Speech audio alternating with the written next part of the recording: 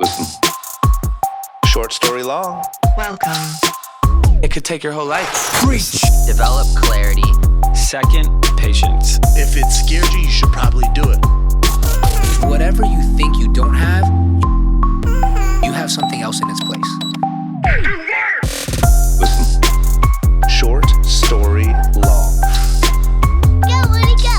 Preach. Listen. Welcome.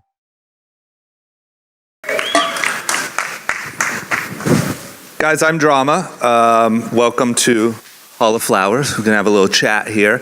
I'm really excited about this conversation because, quick little story. I started a podcast a few years ago called Short Story Long, and when I was just getting it started, I was trying to find guests, and I had just watched a documentary about Shep, and I thought he seemed like the most incredible person ever, and I randomly sent him a DM on Twitter and said, hey man, just started a new podcast, I would love to have you on, and he wrote me right back and said, how about 4 p.m.?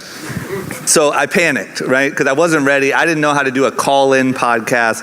I didn't know how to do any of that. So I downloaded a cheap call recorder app on my phone, called Shep, had a, because of me, very bad interview. He did an incredible job.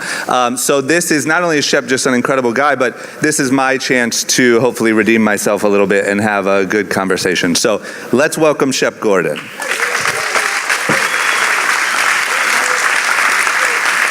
Aloha. Welcome, Shep. We get to be in person. Round two. Yeah, round two. Thanks, man. Hopefully this one's a little better on my side. Everybody. So, like I said, there's an incredible documentary about your life, an amazing book. But just in case for anyone who isn't familiar, can you give us like I know we could talk for 2 hours just about your stories, but just the quick overview of your history and what you've done? I'll give you the cannabis version. I went to school in Buffalo, University of Buffalo, which considered itself the Berkeley of the East during a political active time. And I found cannabis in my sophomore year and really took to it. In those days, nobody was growing. You went to Mexico and smuggled it across the border. So that's what I did. And I got teachers who were cannabis friendly, and I was able to trade cannabis for grades. So I graduated college. Used to go to Nuevo Laredo, where the Rio Grande was very narrow, and a horse could get across it. That's how I got it in. And in those days, it didn't look anything like what I saw today here. It was ice pack. They used to put sugar water in it to make it heavier and hold it together. And it all had seeds. It was a different one. Anyway, so I was also very socially active. Drugs were part of my life. I went to the New School for Social Research, and I read about everybody in California getting busted for cannabis, for acid. Ronald Reagan was the governor. And I said, a recruiter came to the new school recruiting for the probation department of California. And I said, I'm going to go take a job and I'm going to change things. I'm going to help these kids who got busted for drugs. And I got accepted. I quit school and went to California. I went the first day to Los Padrinos Juvenile Hall. Luckily, there were no detectors in those days because I had a pocket full of LSD. And it didn't work out at all. So anyway, it's a long way to get to the beginning of my life, which is I then check into a motel. In the morning, at night, I hear a girl screaming. I've just come from a jail. I'm a social activist. I think she's being hurt. I go down and separate her from the guy, and they were making love.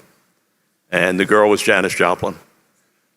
And the next day at the pool, she introduced me to her pack of friends who were Jimi Hendrix, the Chambers Brothers. And in my mind, I had now quit my job. The only thing I really knew how to do was deal cannabis. And my mind said, oh my God, I've just found the greatest customer base in the entire world. And they became my customers. And by that time, people were growing in Northern California. So I was able to source it. I didn't have to go to Mexico. But maybe 4 months into selling them cannabis, Jimi Hendrix said to me, what else do you do for a living? And I said, well, I don't really do anything. And he said, are you Jewish? And I said, yeah. He said, you should be a manager. Great, who should I manage? And Alice Cooper was living in the basement of the Chambers Brothers' house. And they went to Alice and said, we found a Jewish guy who wants to manage it. And I'm 51 years later, I still manage him. So cannabis directly got me into my career path, although it wasn't cannabis-based. And then from there, I found that I had a talent for management and started managing a lot of musical artists. Was lucky enough to manage Groucho Marx or Kel Welch as a young man, and Blondie and Teddy Pendergrass and Luther, and then went on to make movies and then went on to represent chefs. Because I felt chefs were a celebrity group that weren't being monetized, and they were great artists. And was lucky enough to make that work. And got here today to talk. And thank you all for coming, by the way. Yeah.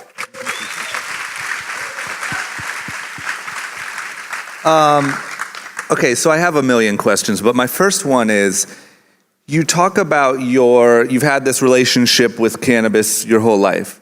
What's your perspective on going from it being something that's so demonized and evil and has to be smuggled to walking around here today and seeing the way that this stuff looks?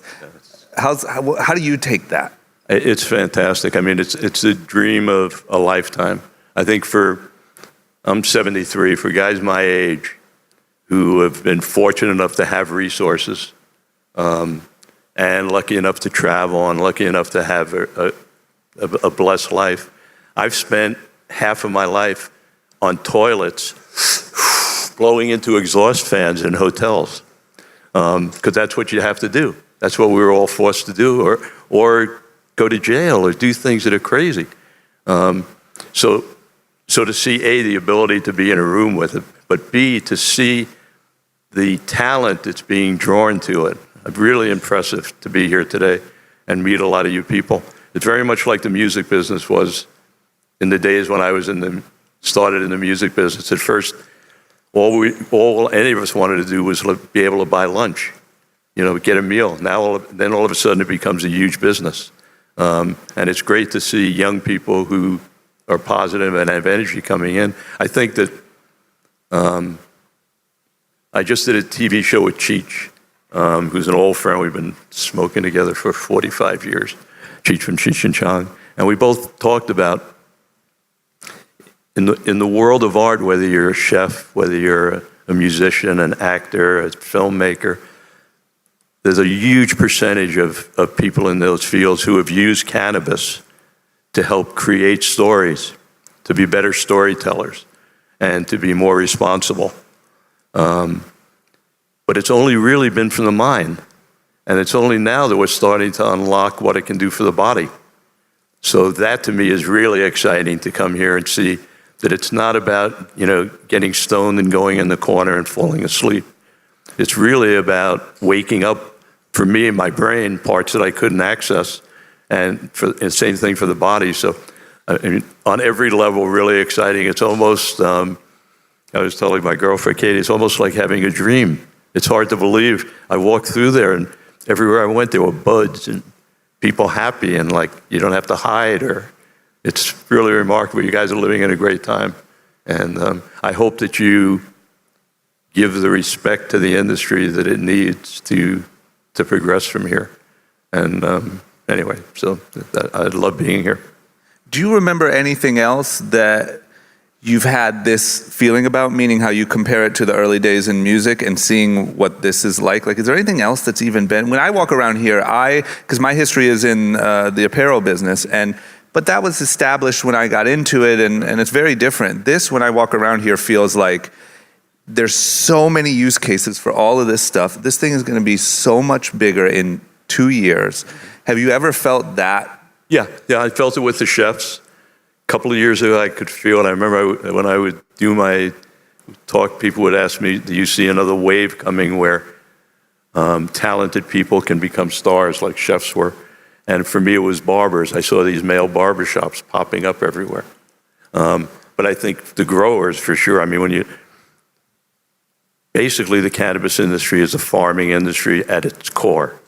And the farmers are the stars. And the business is so gigantic now that the next wave is to put faces on who's producing this product. And as much as I love Cheech and as much as Willie Nelson's been a friend for 45 years, they're the Aunt Jemimas of the food business. And the business is now developing to a point where you don't have to be Aunt Jemima. You can actually be the farmer, just like you could be Emerald now. 15 years ago, you couldn't be Emerald. Now you can.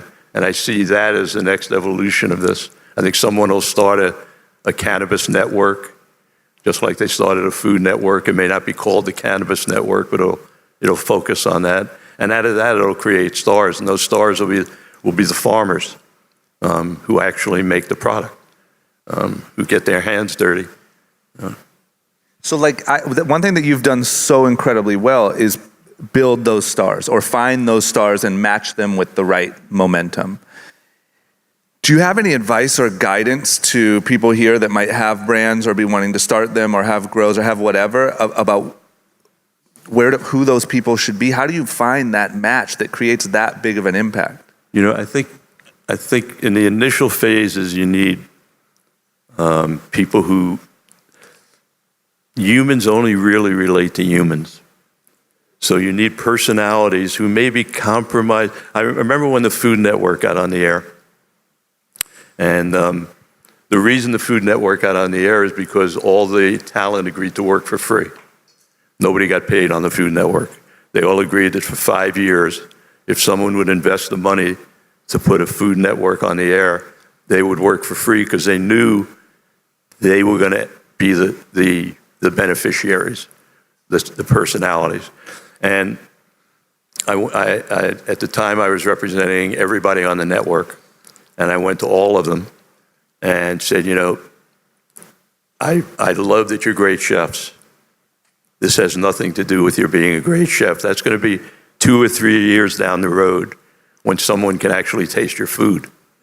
What we need to do right now is get people to fall in love with you and give them a reason to come back in.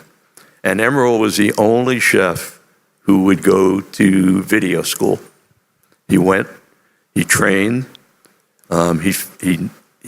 Things like BAM didn't just come out of thin air. There were techniques that you use on video that you'd never use in your kitchen, cooking. So I think, to me, that's the next wave. And I think there's so much big money coming into the cannabis industry that someone is going to realize, wait a second, now I need to have celebrities because the mass public only relates to humans. Cannabis is just a word, but if you got an emerald of cannabis, people would peek in further. At least that's my thought. And what about advice to, you've also seen people go from starving artists to global superstars. You've seen money come in. You've seen what happens when people start paying attention. You've seen all of that. For all of the people here that are finding that early success, any advice for success?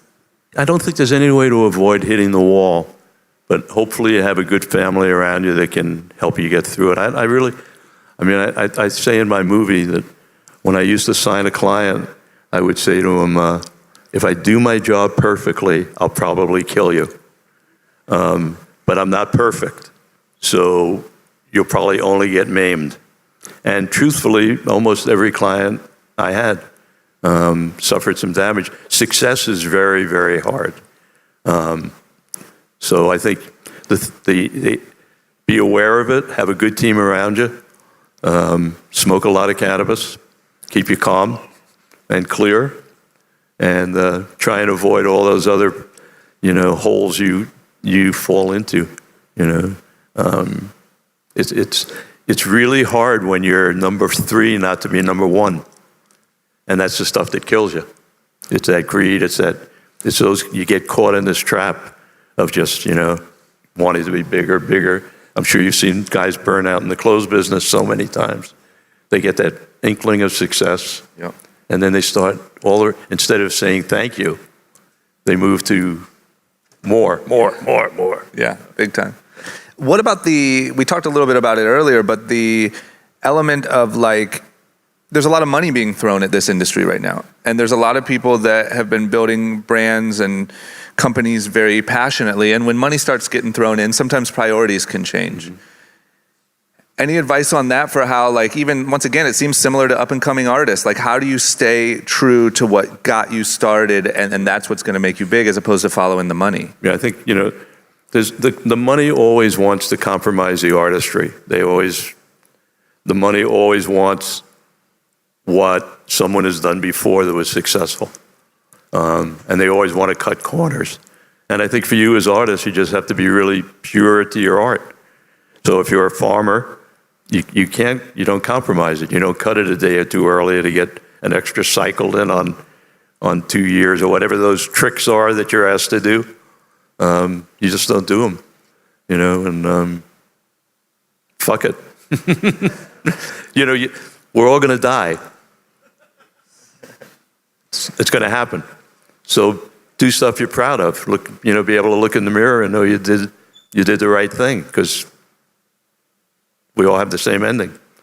And success that's a fool's gold success is very fleeting, very dangerous, and doesn't get you anywhere. So I would say, be true to what makes you happy and be true to what you know is good. And I think, particularly in the business you're in, it's so easy for you to come from a place of being of service, because in the end, it really is it's a service, and a much more important service than music, than theater. Really changes lives. So I think if you keep in your mind your decisions and always factor in being of service, you start to get on some safer ground. And that's usually not what money cares about. Money cares about money, not being of service. And you're touching people in a very, very precious place. It's not like wearing a piece of clothes or I sell them a record. You're touching people in a really deep place. So being of service, I think, really important at whatever end of the industry you are. Yeah, that's huge. What another thing from your documentary that really stuck with me is you did a lot of stunts. You did a lot of wild stuff with your artists to get attention, because you knew you just had to sell out tickets to this show, or you just had to whatever. We live in a time when there's no shortage of content. There's no shortage of noise, social media. Everyone's got a hot viral video. Everyone's got a whatever. Any advice for that? Any advice for how do you stand out above all the noise but still maintain a brand and still what was your mindset on? I don't know. I don't have I can only tell you my method, which was I think peculiar to me. But when Cheech and I were talking about it, he sort of used the same kind of method. So my method was, let's take an artist. Let's take Teddy Pendergrass. I don't know how many of you knew Teddy, but Teddy was a great artist, Afro-American, was called the Black Elvis. And I wanted to, but we weren't getting white America to really look in. And I wanted something that would get white women to get curious enough to look in, because I knew if I could get them to peek in, they would become fans. So I went and did what I always do, which is found a quiet place, usually in a jacuzzi, smoke 3 or 4 joints, get out of the day, get off the planet, move to someplace else, and start to manifest in my brain, what would I want to see if I picked up the paper tomorrow morning? What would get me to the place where I could get a white woman to want to listen to his music and see him? I can't tell him that he's sexy. That doesn't work. How do I accomplish that? And finally, I'd manifested through a series of thoughts.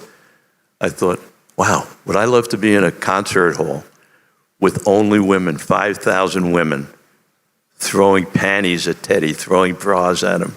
What a story that would be. If I could manufacture for women only, where I have 5,000 women, if I can get that in the paper, I know other women are going to want to come see why. And I did it. I did it for women-only concert. We did them all across the country. We gave out chocolate teddy bear lollipops because I wanted that picture, real sex animal, because that's what he was. He was a sexual creature. And then as I'm sitting there, I thought, so I'm seeing the thing, and then I back up, okay, I have to advertise it. How do I advertise for women only without sounding like an arrogant asshole? Okay, so we ended up putting his nickname was Teddy Bear. So the ad was a stuffed teddy bear with a little note that said, come spend the night with me, love Teddy. So we never used his face, we didn't use his picture. It wasn't a macho guy saying, come spend the night with me. It was this little stuffed teddy bear. And for the women, we knew we would get the Afro-American community because he was gigantic, and they'd have to leave their husbands home, and we'd get that picture. And that's really what took them. So that's my method. I call it, don't wait for history, create history. Think about what you want people to read, what story you want them to see, and then create it. In my days, it was using TV, newspapers. Your days, it's social media. But I see it all the time. I remember seeing the elevator with Beyonce and Jay-Z having a fight or something. And she must have an album coming out tomorrow. And then the album came out the next day. It was all about the fight. You can't record an album in a day. So, it's not like it's not being done all the time. But that was my method. And I really attributed the cannabis to all those things. It really allowed me to get off the planet, at least in my case. I think everybody different, but... Would you say cannabis mostly, how's it affected your life? Is it mostly creative? Is it mostly relaxing? Is it? Definitely creative. Creative, relaxing. It's just become a big part of my life now, And then the other question I have is, because when I hear you tell these stories, I'm like, how do you, I think we've all had wild ideas and, what if we did this? What if we did that? But this confidence that you have in actually just fully going for it and saying, what was the thing with Alice Cooper you did with taxis or the giant bus driving around London? I don't know if it's fear or But that's my question, is the confidence to say, you know what, I'm going to just go ahead and go through with this. Whatever happens, happens. Yeah, because you're going to die. Have a good time. So you've always been that way? Yeah, always been that way. Yeah. Have a good time, try and do good work, try not to hurt anybody, and have a good time. So... That's good. I need to soak in a little bit of that. Yeah.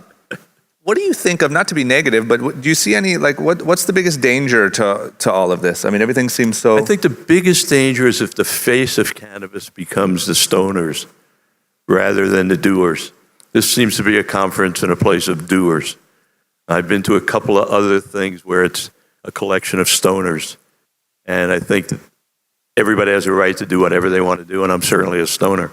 But if that becomes the face, if the last one I went to, everybody was in corners with Bunsen burners, that's not a face that America is going to accept. I'm going to stay on my toilet for the rest of my life if that's the face of cannabis. This is, to me, the face of cannabis. This is young people trying to make a path through life, doing something good, in a very positive, exciting, fun way. So I'm really happy to be here and see it. Yeah, that's big. That's big. Do you think that everyone with a brand or everyone putting out messaging, or maybe not everyone, but a lot of people should really keep that in mind and really make sure that they keep that message? It would be great. I don't know how you do that, but I think for everybody's benefit, it only benefits everybody. It can only get bigger. And it should be the face of it. This is, it's not a herb to be taken lightly. it needs that respect. And What, on the flip side of that the negative question, what excites you the most? cooking, breathing. Sorry, being more descriptive. What excites you the most about this industry? Oh, about this? I mean, I'm a pothead. I've been pothead my whole life, so to see the quality get so great. On one side, very selfishly, not having to hide. But I think what's most exciting to me really is seeing all you guys, seeing the faces of it. And it's really hopeful. I haven't been in an environment, all the environments I've been in up till now have been very stoner heavy environments when a group has gotten together. And this has been really delightful. Really great to see the talent that's being drawn into the industry. Will we ever see a Shep Gordon signature marijuana line or no? I don't think so. But not only because commerce doesn't interest me as much anymore. And I think if you have to be of service to your brand and really be willing to work it. And I don't have that dedication at the moment. Okay, I think should we take some questions? Yeah, sure. Yeah, I'd like to take some questions from you guys because I'm sure you guys have more specific questions. Anyone have any? We'll get you a microphone right here.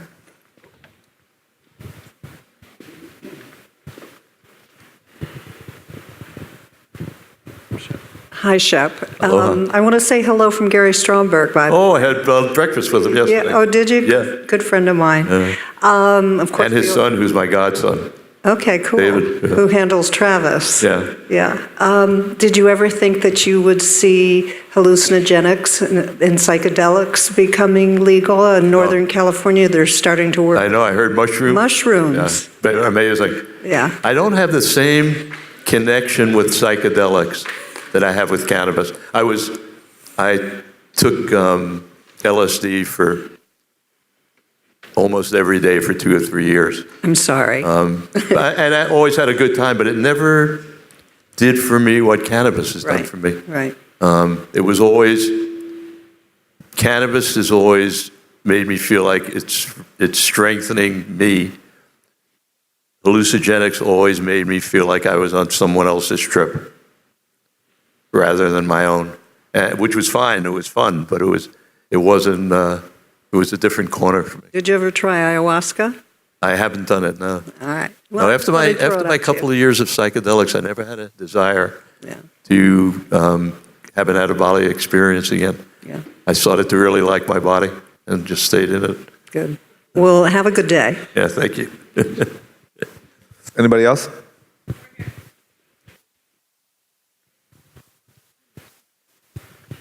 Hey, thank you for joining us today, Shep. I'm a big fan. I've written a couple cannabis cookbooks, and I'm very into the edible space. And as somebody who loves cannabis and who loves cuisine like you do, what are you more excited about? Like the idea of infusing cannabis into different kinds of foods, or the idea of like pairing cannabis strains with like food and wine experiences? You know, I think for me, the first thing that I would get most excited about is if, like the FDA does for Ambiens and Tylenols, if you could really give your customer a comfort level that they knew exactly what they were getting. And I think that's the first step before, for me, I can really delve into the second step, which is the fusing of the two. But I haven't really experimented. I'd love to. I've seen a bunch of shows now which have opened up my brain to different ways of using the cannabis in cooking, which I had never thought of. So I'd love to see your books and see what it is. But I think in the end, it's going to be phenomenally important. It just has I think one of the things that really scares me in this whole space is how hard it is to control edibles, and how the face of people going to emergency rooms has really slowed down the progress with people we need to have on our side. And for me, the goal is getting it legal in every area. So anything that clouds that picture gets me a little scared. But I think edibles are, in the end, it'll be the whole game. Smoking will be a very small part. There'll be guys like vinyl is to records now. There'll be a group that love flower, but I think edibles will be the answer. It just needs to be, I think you need to quantify it for the public. Right up here, Mark.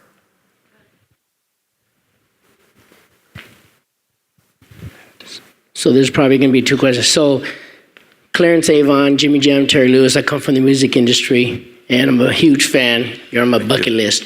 So me and my attorney, we own 11 licenses. Coming from the music industry and the marketing part, people have to get creative because of the new regulations coming out.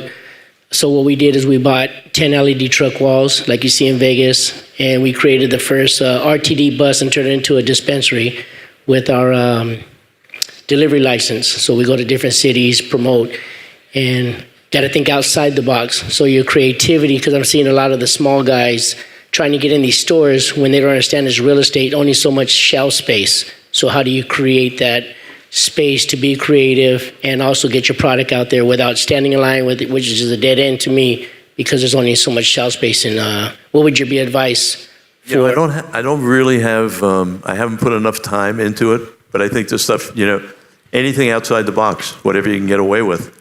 And even if you can't get away, as long as it doesn't cross the line too far. But I haven't really given it any real thought about how I would separate. Have any stunts to do.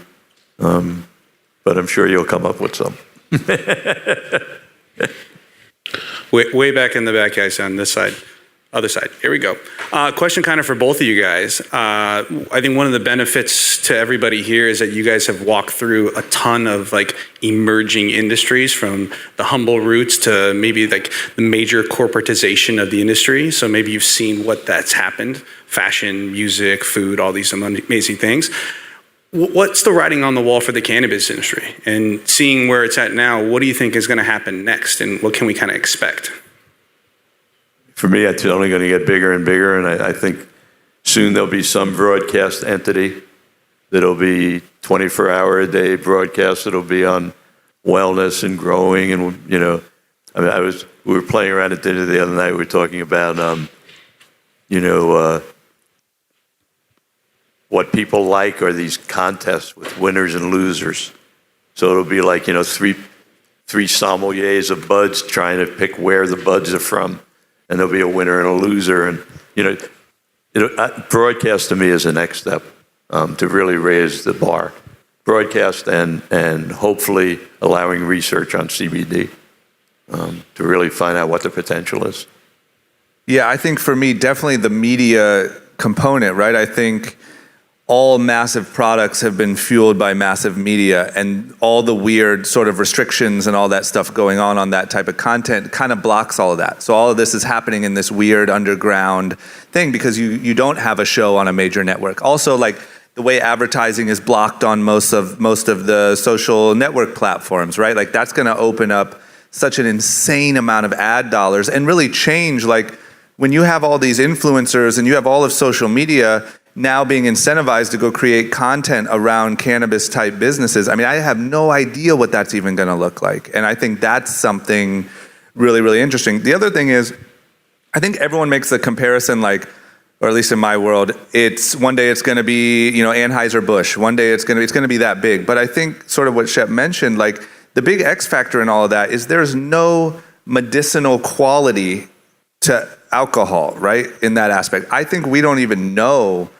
We have no idea what CBD, what this stuff can do. So I think that even in my wildest imagination, I can't compare it to anything that already exists because it's this hybrid of, no pun intended, of a consumer product with a huge medicinal quality, and you can put it in food, and you can smoke it, and you can put the droplets in. It's just I think it's going to be, I think this right here is I don't even know what to compare it to. I think we're sitting at the very beginning of an entirely different reality that we live in 10 years. When the tech show started in Vegas, the first the first handheld computer maybe, or the first personal computer. it's wild. It's the tip of the iceberg, just real at the tip. You guys are lucky. And, Yeah, media is what I can't wait to see. Because I think, like, man, that'll be fun when all that. I mean, look what's happening when everyone's running around doing T-Tox ads and all that. You know, like, the money in social media is fueling the content. So the type of content you're getting is based around who's paying for it to be made. So when that's fueled by cannabis, you're going to get some really cool stuff. Question, do you think we've reached a point in society where you would recommend any of the chefs that you managed or currently manage to get involved publicly in cannabis cooking, and cannabis culinary? I've sort of, I've had the same position with them that I just talked about. Once you have a way to say, you know, it's like 3 spoons of sugar, you know, it's sweet or not sweet. Once there's some standard that's set, then I think they all should jump into it. But till there's a standard set, again, it becomes of service. So how do you stop your customer from eating 3 plates of food? You can't. And it could have consequences that you didn't mean for them. They eat 3 pork chops, they're just going to get full. You eat 3 infused. So I think till there's some kind of real control somehow, where people, you know, because the tendency in eating is to think you're not getting high. So you eat more, which doesn't happen with smoking. And I think that's where the real problem comes in for the novice who doesn't really know. So it's a tricky area. I think they all want to. You know, 99% of the chefs I know smoke and would love to introduce it to their customers. But I think it's just a tough corner because of it's not that it's not regulated, it's not calibrated.